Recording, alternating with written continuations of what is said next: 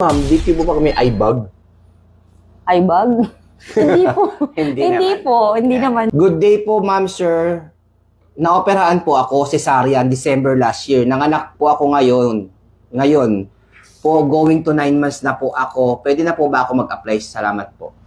9 months na raw. Sa ano po, sa mga mothers, sa mga nanganak na po, no? Even sa mga nakunan.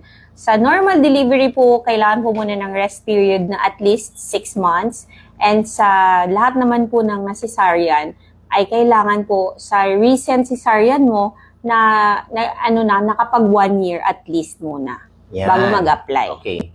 Ma'am, may UTI po ako. DQ po ba ako pag may UTI?